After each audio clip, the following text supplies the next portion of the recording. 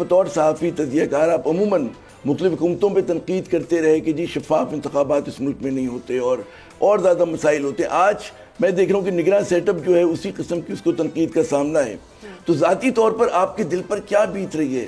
آج اسی طرح کی تنقید آپ پر ہو رہی ہے مرتضی سولنگی صاحب جو آپ دیگر حکومتوں پہ کیا کرتے تھے. جناب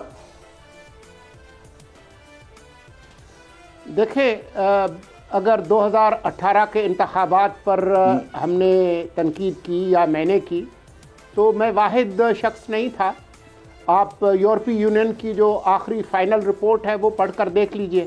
جی اس کے اندر بہت تفصیل کے ساتھ لکھا ہے. باقی جو ملک کے اندر سے تنقید ہوئی اور جو جس طریقے سے وہ الیکشنز ہوئے وہ آپ کے علم میں ہے. لیکن جو صحافی ہیں ان کا یہ اختیار ہے اور حق ہے کہ اگر ان کو کوئی چیز غلط نظر آئے بشمول عامر ضیاء کے تو وہ اس کو اٹھائیں. اور ہماری ایک حکومت کے ناطے سے ذمہ داری ہے کہ ہم اس کا جواب دیں. تو نہ مجھے آپ کے رول پر اعتراض ہے نہ آپ کو میرے رول پر اعتراض ہونا چاہیے. اچھا میں نے کہا یہ تو آپ یقیناً اپنی حکومت کا دفاع کرنا چاہیے، آپ کو بالکل حق ہے اور کریں گے. میں نے کہا ذاتی طور پہ جب آپ دیکھ رہے ہیں نا کہ ریورسل آف رول ہوا ہے، میں نے کہا کہ ذرا سا آپ سے آپ کی دل کی بات پوچھوں کہ دل سے کیا لگ رہا ہے کہ جو رول ریورسل ہے، کیا جس طرح آپ تنقید کیا کرتے تھے اور اب آپ پہ ہو رہی ہے تو آپ کے خیال میں آپ کہیں زیادتی تو نہیں کرتے تھے؟ کیونکہ آج ہم دیکھتے ہیں کہ لوگ جس طرح سے آستینیں چڑھا کر آج کی نگراں حکومت پہ تنقید کر رہے ہیں.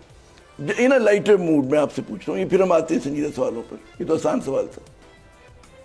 جی دیکھیں، میں نے بطور صحافی جو کچھ کہا میں اس کے ساتھ ہوں اور آج بطور وزیر جو میں کچھ کہہ رہا ہوں میں اس کی ذمہ داری لیتا ہوں. اچھا اب آتے ہیں سوال پہ، ایک اور آسان سوال کی طرف کہ عموماً جیسے آپ نے کہا کہ 2018 کے انتخابات متنازع ہو گئے.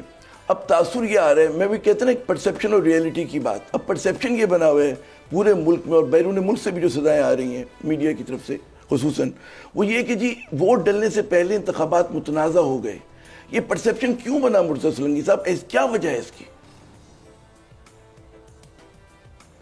یہ تو پرسیپشن بنانے والوں سے پوچھیں.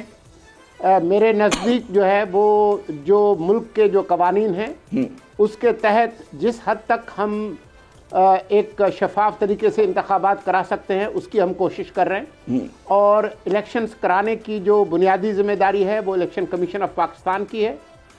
جو ان کی ضروریات ہیں اس عمل کے حوالے سے وہ ہم پوری کر رہے ہیں، چاہے وہ انتظامی ہوں، چاہے وہ مالی ہوں، چاہے وہ سیکیورٹی کی ہوں. تو میرے علم میں ایسی کوئی بات نہیں ہے جس میں کسی جماعت یا گروہ کے ساتھ کسی قسم کا کوئی امتیازی سلوک ہو رہا. سر لیکن ابھی ہم حالیہ دیکھ رہے ہیں، کچھ فوٹیجز بھی ہمارے سامنے آ رہی ہیں اور جس طرح سے مسلم لیگ نون کو کہا جا رہا ہے کہ جی پاکستان پیپلز پارٹی بھی بار بار یہ سوال اٹھا رہی ہے کہ مسلم لیگ نون اس وقت لاڈلی جماعت بنی ہوئی ہے، ریاستی مشینری استعمال کی جا رہی ہے انتخابی مہم میں. اوکاڑا کے جو ڈی سی ہیں انہوں نے بچوں کو اسکول میں چھٹی دے دی اس دن جس دن مسلم لیگ نون کا جلسہ تھا وہاں پر. تو سر وہ اس پہ بھی ذرا کامنٹ کر دیں کہ اگر یہ ساری سچویشن بنے گی تو لیول پلینگ فیلڈ کی تو بات سامنے آئے گی. پھر میرے خیال میں ایک چیز کو آپ کر کے دیکھ لیں. آپ آخری بات سے شروع کر لیں، وہ اسکول کی چھٹی والی. میں نے اس کی تحقیق کی تھی، مجھے یہ پتا چلا کہ جو جلسہ تھا وہ اس اسکول کے بہت قریب تھا اور وہ ایک ایسے وقت میں آ رہا تھا کہ جس میں کہ ایک کلیش تھا جس میں ان بچوں کے لیے بہت ساری مشکلات پیدا ہو سکتی تھی. تو اس وجہ سے ایک خاص وقت کے بعد ان بچوں کی اپنی سیفٹی اور سیکیورٹی کے حوالے سے یہ مناسب سمجھا گیا کہ ان کی چھٹی ہو. لیکن یہ افواہ اور بات کہ جی کوئی ان کو اس جلسے کے اندر بھیجا گیا، یہ بالکل بے بنیاد بات ہے. اب اور جو بھی ایک کر کے آپ بتا دیں تاکہ میں اس کا جواب دوں. اچھا مجھے ذرا آپ نے بڑا اچھا جملہ کہا کہ جی پرسیپشن بنانے والوں سے پوچھیں کہ جو کہہ رہے ہیں انتخابات متنازع ہوئے. اچھا ہم نے آپ سے ہی سیکھا اور آپ اکثر کہا کرتے تھے کہ بھئی اگر کہیں دھواں ہے تو آگ بھی کہیں نہ کہیں ہوگی. تو صرف بات یہ نہیں ہوتی کہ لوگ پرسیپشن بنا رہے ہیں، یقیناً کوئی نہ کوئی حقیقت ہوگی. تو ہم تو خیر وہ سوال کر سکتے ہیں آپ سے، لیکن آپ کا اپنا کیا تجزیہ ہے؟ کیونکہ آپ بھی بڑا پلس پہ ہاتھ رکھتے ہیں، آپ کا نفس پہ ہاتھ ہوتا ہے. تو آپ کے خیال میں کیا ایسی بات ہے کہ لوگ پرسیپشن اتنی زیادہ ڈسٹورٹ ہو گئی ہے انتخابات سے پہلے؟ جی میں منطق کی بجائے حقائق کی طرف جاؤں گا. بہت سارے حقائق جو ہے وہ بظاہر غیر منطقی نظر آتے ہیں.